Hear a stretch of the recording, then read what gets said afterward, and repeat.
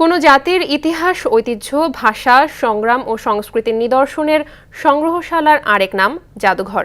কালের ধারাবাহিকতায় দেশ বিদেশে অনেক জাদুঘর প্রতিষ্ঠিত হলেও জাতির শ্রমজীবী মানুষের জীবন জীবিকার ইতিহাস, ঐতিহ্য ও সংগ্রামের গুরুত্বপূর্ণ নিদর্শন স্থান পায়নি এসব জাদুঘরে।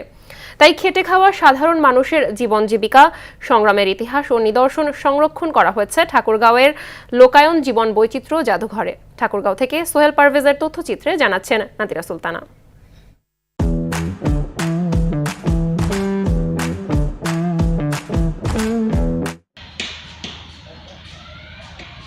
ঠাকুরগাঁও শহর থেকে খানিকটা দূরে পূর্ব আকচা গ্রামে গড়ে তোলা হয়েছে এই জাদুঘর। একটি বেসরকারি সংস্থার নির্বাহী পরিচালক ডক্টর মোহাম্মদ শহীদুজ্জামান এর উদ্যোক্তা।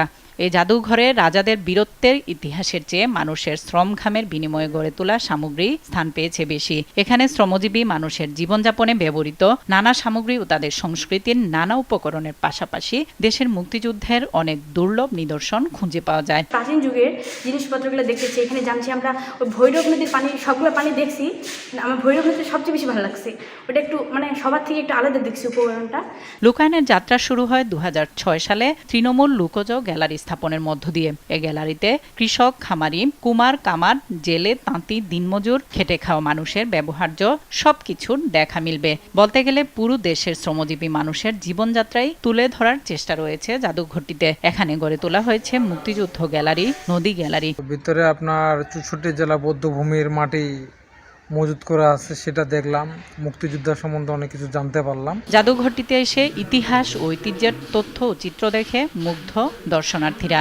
ঠাকুরগাঁও লোকায়নে আসে আমি ইতিহাস, যুদ্ধের বিভিন্ন ধরনের বধ্যভূমি দেখলাম, যেমন বগুড়া, সিলেট, ঠাকুরগাঁও সদর। এছাড়া মানুষের জীবন জীবিকার সঙ্গে সম্পর্কিত বর্ষামঙ্গল, নবান্ন, পিঠা উৎসবের মতো নানা উৎসব এখানে উদযাপন করা হয় নিয়মিত।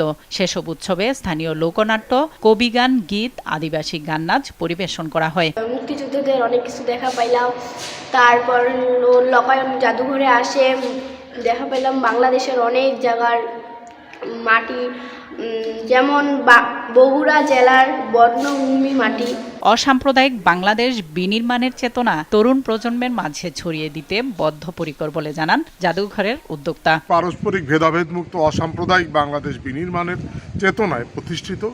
সেই চেতনাটি আজকের প্রজন্মের ভিতরে ছড়িয়ে দেয়া, বাংলাদেশের যে অপরূপ সৌন্দর্য এবং এই সৌন্দর্যের যে ধারণা, সেটি যে রুরাল আরবান গ্যাপের কারণে এখন প্রতিনিয়ত এখনকার যারা শহরের এই প্রজন্ম, তাদের ক্ষেত্রে একটি গ্যাপ রয়েছে, সেটিকে পূরণ করা।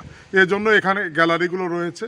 বাংলাদেশের সব নদ নদীর জল এখানে যেমন রয়েছে, সমতলের প্রান্তিক জনগোষ্ঠীর আদিবাসীদের বিভিন্ন উপকরণ রয়েছে, আমাদের সমতলের সব মানুষের নানা ধরনের উপকরণ, কামার, কুমার, জেলে, তাঁতি, কৃষক, তাদের উপকরণ রয়েছে।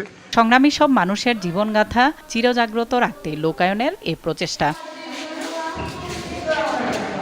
নাতিরা সুলতানা, RTV।